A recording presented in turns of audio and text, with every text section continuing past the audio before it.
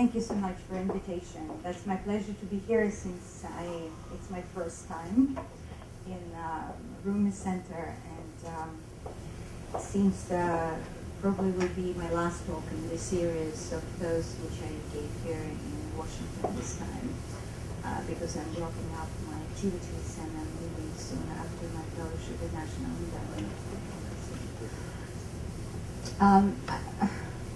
I'm not gonna tell you things which you probably will hear in the other places where the usual discussion of geopolitics and security and international relations is going on. I'm trying to look at the Azerbaijani-Turkish relations slightly from a different perspective. First, definitely Azerbaijani-Turkish relations are the most stable and strategic in the region. They're brotherly. And the question is usually, what is that basis which makes them very close? Usually they refer to the cultural factor, ethnic or linguistic.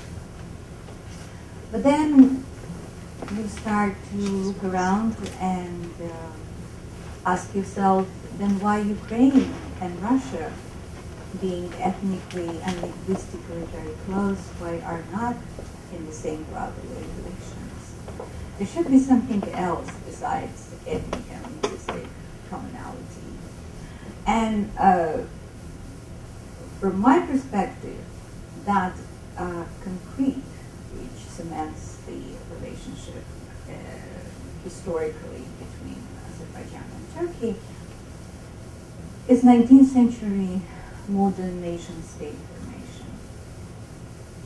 When in 1993, 1994, I was part of the conference at the Johns Hopkins University, and after I spoke, I watched the debate between Professor Mesbahi of Iranian origin and Professor Kemal Karpat of Turkic origin, both American professors.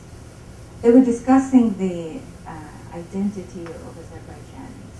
And Mesbahi was blaming Turks in the person of Kemal Karpat that in the late 19th century they artificially imposed Turkic identity on basically Persian nation of Azerbaijanis.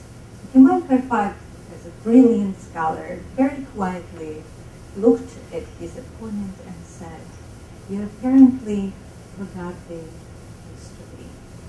This was not Turkey. These were Azeri emissaries from Musavat who were coming to Ottoman Empire and spreading the ideas of nationalism and Turkism."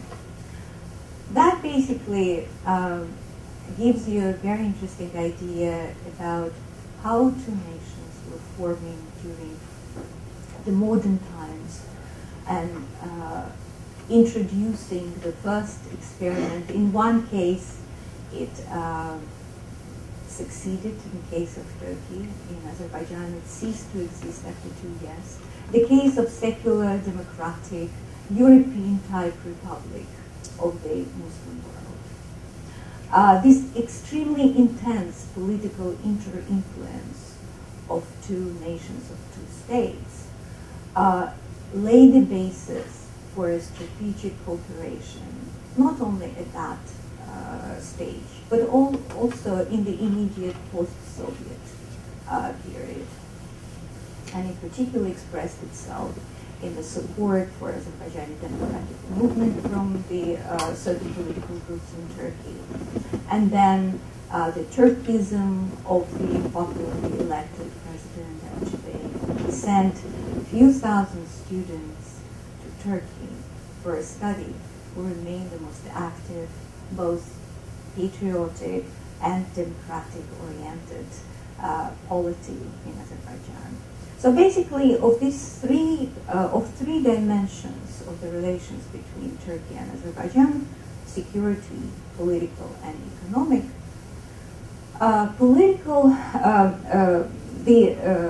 what I refer to the cultural or linguistic, ethnic linguistic, from my perspective, is more historic and historical construction, and it's also related to the political influence and the similar experience in the 19th, beginning of the 20th century.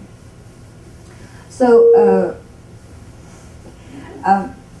the difference again between Ukraine and Russian relations is also that these are the relations between two equal partners when the bigger country has a high respect to the sovereignty and independence of the other country, namely Turkey. Turkey has never tried to play the role of the big brother, and that determined also the brotherly and good relationship between two countries. So past and I would argue future cultural affinity of two states are based on the fact that they are on the forefront of two civilizations who proved to be successful in incorporating and synthesis of the influences and modernization, and the role of two countries for modernization and spreading the reformist influence, particularly in the beginning of the 20th century, was profound. So what happens with the second dimension, security? Security probably is one of the deepest and basic dimensions of Azerbaijani-Turkish relations. And I would argue that it will remain so as long as there is an Armenian occupation in Azerbaijan, and probably Russia's attempt to re-establish its influence in Azerbaijan, and unresolved Turkish-Armenian issues. So common perception of threats is definitely there and constitutes a very important part of the relationship between two states. As you know, once America applied sanctions against Azerbaijan, Turkey applied parallel sanctions against Armenia. So although, of course, embargo against Armenia cannot be considered as an equal factor counterbalancing the direct Russian military involvement on the Armenian side, or political kind of indirect support for Armenia by the 907 from the side of the United States at that time in particular.